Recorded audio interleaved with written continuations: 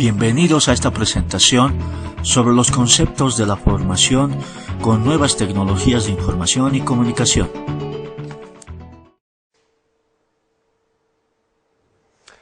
Hola, buenas. Mi nombre es Manuel Area y quisiera hablarles de uno de los conceptos educativos que más vigencia o que están de moda en estos momentos en el ámbito del uso de las tecnologías en la educación, que es el concepto de e-learning.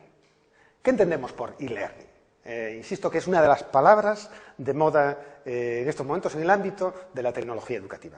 Por decirlo brevemente, por e-learning podemos entender que es cualquier proceso de enseñanza y aprendizaje que ocurre a través de las TIC, a través de tecnologías de la información y comunicación. Ustedes en la bibliografía o en los medios de comunicación podrán encontrar otros términos que son sinónimos. Puede haber algunos matices de diferenciación, pero otras denominaciones como es el concepto de teleformación, aprendizaje abierto, educación virtual, educación online, teleeducación, blended learning, enseñanza online. Todos, de algún modo, son sinónimos de esta modalidad educativa apoyada en el uso de las tecnologías de la información y comunicación para desarrollar procesos de interacción entre estudiantes y profesores. Para caracterizar exactamente lo que es el e-learning, me gustaría que pensaran que habría como tres grandes perspectivas o puntos de vista desde el que definir y caracterizar el e-learning. Como pueden comprobar ustedes ahí, podemos hablar del e-learning y identificar distintas modalidades en función del grado de encuentro físico, de presencialidad entre el profesor y los estudiantes o el grado de virtualización de esos procesos de interacción. Es decir, una perspectiva es en qué medida utilizamos la tecnología para la interacción. Y por ello hablamos de un continuum que va desde la TIC apoyada en la enseñanza presencial a la TIC en la educación a distancia totalmente virtual. Un segundo punto de vista sería caracterizar lo que es el e-learning en función del método de enseñanza y aprendizaje que subyace al proceso educativo desarrollado con el e-learning. Y una tercera visión o punto de vista que voy a presentar a continuación es en función del tipo de tecnología empleada. Vamos a fijarnos en la primera dimensión, es decir, ¿qué modalidades de e-learning podemos identificar en función del grado de encuentro físico, de encuentro presencial o a distancia virtual entre profesores y estudiantes? Básicamente podemos encontrar o hablar de tres grandes modelos de e-learning en función de esta dimensión. Uno primero es considerar al e-learning como un mero anexo, un apoyo a la enseñanza presencial.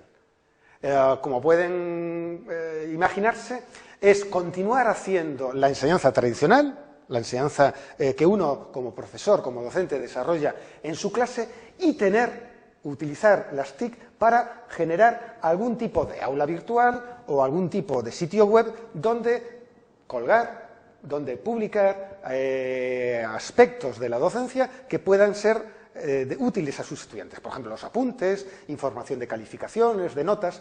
En este sentido, el e-learning no cambia, no altera, no innova sustantivamente la enseñanza tradicional desarrollada presencialmente, sino que el e-learning viene a ser como una especie de añadido, de anexo, de complemento. Yo hago lo de siempre, solo que tengo un aula virtual, un sitio web que acompaña a lo que yo desarrollo. Y los estudiantes pueden consultarlo en su casa o fuera del horario escolar. Bueno, una segunda modalidad, como ya aparece, es lo que se conoce como el modelo de enseñanza semipresencial, conocido también como blended learning o B-learning. Significa que hay una mezcla, hay un equilibrio entre actividades desarrolladas en el aula presencial y actividades desarrolladas en lo que se conoce como el aula virtual. Por eso se dice que es una enseñanza entremezclada, mixta, semipresencial. Es decir, hay de algún modo un continuum entre lo que yo hago con mis estudiantes en mi clase con lo que ellos tienen que realizar y también, lógicamente, con la comunicación que yo desarrollo con ellos en espacios virtuales.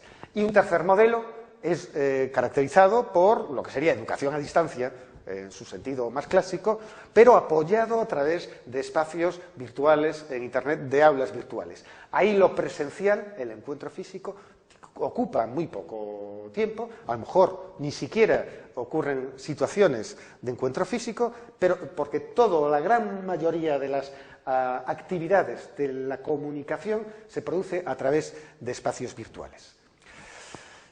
La segunda perspectiva que yo les decía corresponde a intentar caracterizar lo que es el e-learning, pero en función del tipo de metodología de enseñanza-aprendizaje utilizada. Básicamente podemos hablar de dos grandes tipos de e-learning, o de dos grandes tipos de metodologías en las aulas virtuales. Uno primero, como ustedes pueden ver ahí, es lo que sería seguir una metodología de aprendizaje por recepción. En este sentido, el aula virtual se convierte o imita lo que es una metodología tradicional expositiva. El profesor sube al aula virtual los apuntes o documentos para que los estudiantes lean, aprendan a través de la recepción. A veces uno piensa que metiendo en el aula virtual videoclips o presentaciones multimedia está innovando. Realmente lo que está haciendo está proporcionando a los estudiantes información, pero no actividades de aprendizaje. Les pone distintas modalidades de información, sea en formato documento de texto, formato presentación multimedia o formato videoclip. Pero siempre es una metodología de exponer el conocimiento ya hecho y elaborado que el alumno recibe, como se indica ahí, a través de la lectura y estudio individual de ese conjunto de recursos colgados puestos en el aula virtual. Y, lógicamente, se suele mantener un modelo evaluativo basado en los exámenes, en reproducir, que el estudiante reproduzca el conocimiento leído en el aula virtual a través de exámenes.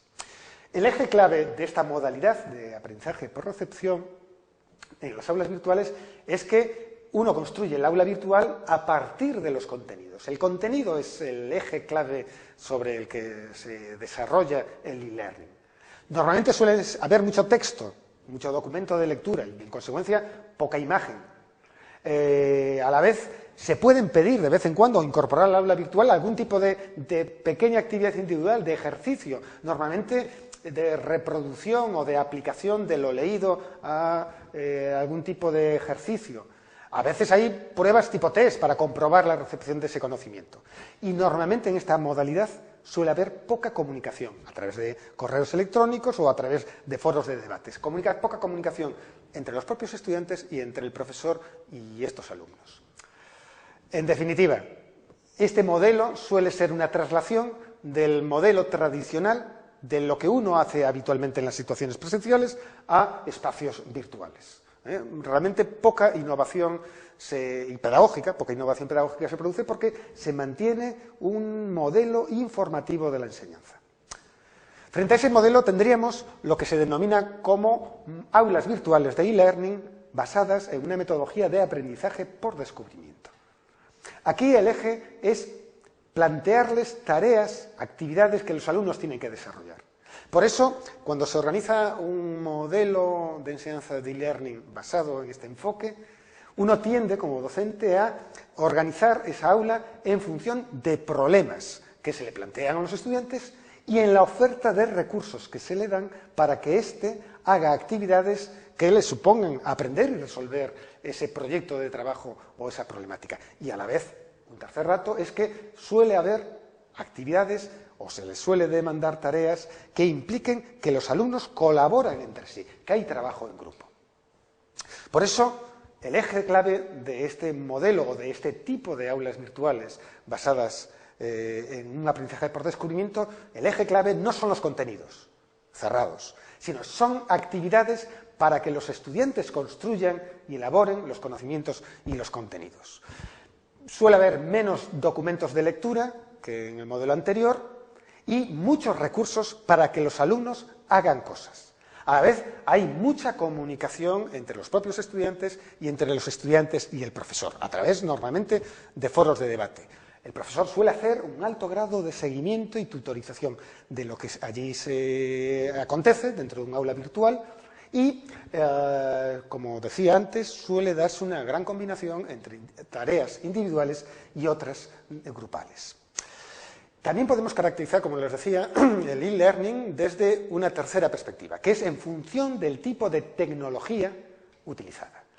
En ese sentido podemos hablar de un continuum, un recorrido, una evolución que va desde la página web de hace ya 10 años, que teníamos que hacer algunos profesores, que exigía conocimientos de programación en HTML, páginas estáticas normalmente, que ha ido evolucionando hacia e-learning a través de aulas estructuradas de tipo cerrado, como es el caso de WebCT, Moodle, etcétera, para entrar en otros modelos donde utilizamos tecnologías más abiertas, sobre todo de la web 2.0, donde el Internet se convierte en la gran plataforma educativa, para hoy en día hablar de los Personal Learning Environments, los PLE, y sobre todo lo que está más en boga y es una de las tendencias últimas, es hablar del mobile learning, ¿no? Es decir, que es un aprendizaje ubicuo, que es estar aprendiendo las 24 horas a través de cualquier tipo de tecnología o dispositivo que llevamos con nosotros. Telefonía móvil, e-books, computadoras personales pequeñas, etcétera, etcétera. En definitiva, un aula virtual, un modelo de e-learning tendría que caracterizarse por incorporar lo que podríamos llamar la dimensión de dar información, de ofrecer situaciones de aprendizaje práctico, la dimensión de desarrollar dentro de un espacio virtual lo que es comunicación social y, lógicamente, la dimensión de tutorización y evaluación de los aprendizajes. Esto significaría que en un aula virtual un estudiante debe encontrar documentos de estudio, actividades para ser cumplimentadas por estos estudiantes, encontrar recursos de apoyo de todo tipo, desde calendario de tareas, de noticias RSS, de blogs que tiene que elaborar, tiene que encontrar la forma de comunicación con su profesor y con otros estudiantes y, lógicamente, tiene que recibir seguimiento, tutorización, evaluación continua entre ese estudiante y el profesor. Y nada más. Muchas gracias.